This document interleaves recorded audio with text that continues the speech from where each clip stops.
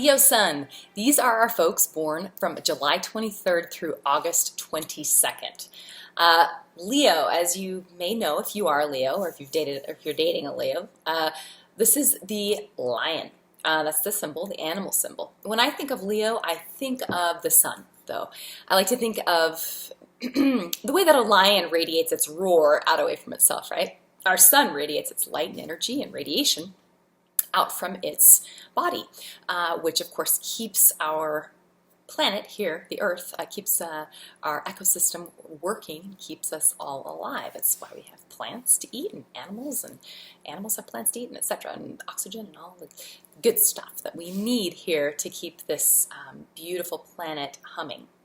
So with that comes creativity. You think of all the things that are here on the earth, and it's a process of creation, of birth and death and regeneration and over again. That's all fueled by the sun. So when you think of a Leo, I want you to think of this dynamic, outward, creative energy. That is Leo. A Leo is here to self-express. They're here to be heard, to be seen.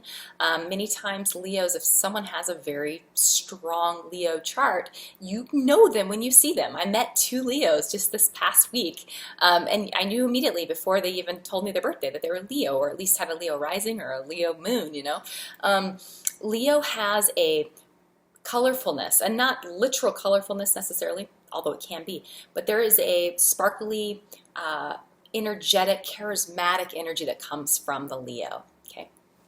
Now, on the high side with Leo, we have a fixed sign. So this is someone who, once they've made their mind up about something, they're quite loyal and they're committed, sometimes to a fault even. They can sometimes, like the Taurus or sometimes the Scorp, or, you know, they sometimes can get themselves in situations where they stay longer than they should, okay? Not always. Now, if they're, as long as they're being admired and they feel like this is a situation where they're getting their pets and the affection and the time and the admiration that they need from their partner, they can overstay relationships that are maybe with partners who are on again, off again. You know, that can sometimes happen to a Leo, because when it's on, it's really good and they feel fantastic, and then when it's off, they can feel dejected and they want to win back the on again affections of their partner, if that makes sense. So that can happen sometimes with Leo. This is a personality type that's quite protective of loved ones. It's a fire sign. They have a natural leadership quality to them. They are warm and affectionate. They're quite generous. They like to, many times, a lot of Leo's men in particular, they're gift givers, you know, because there's a nostalgia, sort of like the way Cancer is nostalgic, but in a different way. They like to be giving the gifts or giving the love, you know, that's this outward flow of energy. But also, let's move to the shadow side of Leo. On the shadow side, Leo can also be pouty. If they're not getting the attention that they want or that they feel they deserve, they can be pouty. They can be, you know, like they're the divine child, actually, of the Zodiac, the divine child, the sun, and, you know, they can, at times, if they feel like they're not being loved by their partner, as a mother would love a child, they pout like a little baby. So also, Leos need to feel like they're number one. They need to feel like they are the be-all and end-all. I have so many clients. This is really funny. It's anecdotal, of course, but I would say I can think of right now 5 or 6 different clients who have and also 2 people that I've dated who have exes who have their moon in Leo, that are female with the moon in Leo, and who broke up with, okay, mind you, they broke up with the male partner, but then after that male partner has moved on to a new female, the Leo moons come back into the picture, okay? Or they still need to feel like they're number one, even though they don't even really care about the partner, okay? Now this is shadow side. So hopefully if you're listening to this and you're a Leo, you don't do such silly tricks. But if you do, we're on to you. Okay, now what else? Also, you've got, they can be vain, right? They can be proud, dignified on the high side, and proud kind of on the like low functioning side, where they don't want to look bad, so they can cover their tracks, or, you know, lie about something to save face. They're such good salespeople. They're so good at talking you into whatever it is that they kind of have in mind. Like a true Leo, they're so enthusiastic and charismatic. You feel like, well, yeah, I want to do whatever it is you're talking about. That sounds great. They can really sell people into something. But that can also make them seem a little. They can be bossy sometimes, or they can be a little overbearing with what they think is the right way. If you're working like in a team, sometimes the Leo can be like wants to get its way. It's the king and the queen, so they can be a little demanding or bossy. But ultimately, they are a strong leader, and a lot of times they are correct. They have a good intuition, and it's different than a water sign intuition. It's a fire sign intuition. It's just kind of like they'll strike out and try something, and if it doesn't quite go the way that they expect it to go, they'll fix it and make it go the way. You know what I mean? That's a fixed energy. It's like taking what you've got in the present moment and making it work. Okay. Applying energy to that to make it work. Now, as far as also another shadow side thing, they do have a high need for thank yous and for praise. And I don't know that that's necessarily shadow side or low functioning. I feel like that's actually just, if you as a partner or a friend, you understand your Leo, you recognize that they are generous and they give, okay?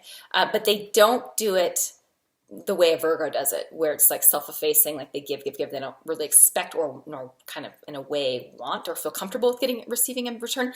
Leo's not like that. Leo's the divine child. It's like a kid playing. They want to throw you the ball, and then they want you to throw it back to them. Like, okay, like they want the back and forth. They want to give to. It's just like the sun and the moon, right? So the sun shines on the moon reflects the light back. They just want this reciprocity there, and they want to be told thank you, or like to recognize that they're making an effort and they're focusing all their divine energy on you.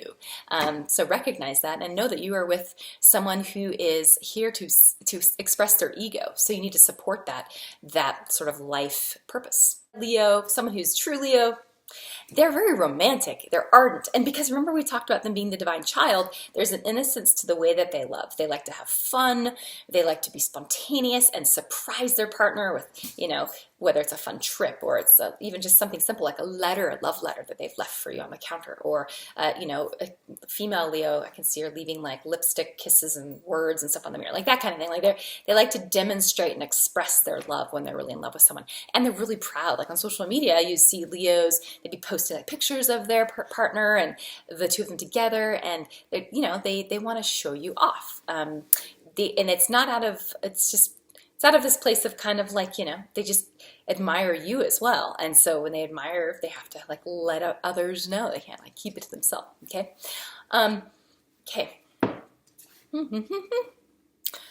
Expectation. Okay, Leo's expectations in love. Now, Leos many times, like I said earlier, they have a little pride and dignity to themselves in the way that they operate.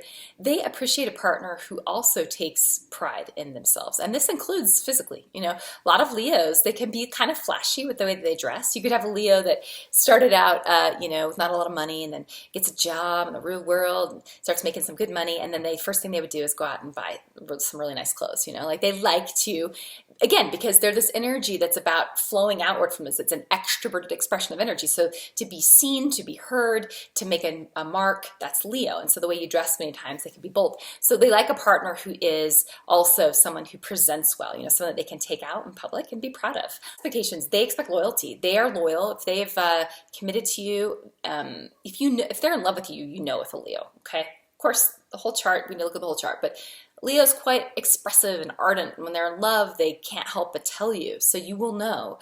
And if you violate that and you are not loyal in return, that will really anger a Leo. And it's the one thing that would make a Leo leave, really. And a Leo who stays in a situation where their partner is cheating on them, they've got to have some, water or earth on that moon, or, some other things happening there, perhaps some Virgo Pisces stuff happening, or 6 and 12 house stuff happening to get them to stay, and they're going to hate themselves the whole time that they're staying. So loyalty is important.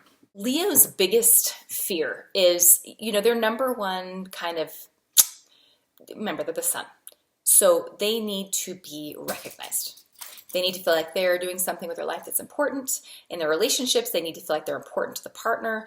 There is a little bit of an egocentrism to them. I mean, look, the sun It's our star that holds our entire solar system together. So they probably deserve, and they probably, you know, a Leo typically, and if, as long as they're well aspected, they're quite loving and they deserve the admiration that they need, you know, they seek. Their biggest concern is that they're not important, that they're not, you know, number one to their partner, that they're not number one in whatever their field of work is. You know, they're quite ambitious. Because it's the sense that you came, you lived your life, but you didn't do the one thing you were supposed to come do, which is leave a mark, an indelible mark that's unique to you. That's Leo's mission. So if they feel like they're not accomplishing that, then you got a sad Leo. So that's their fear. So support them in their efforts, their creative efforts, their career efforts.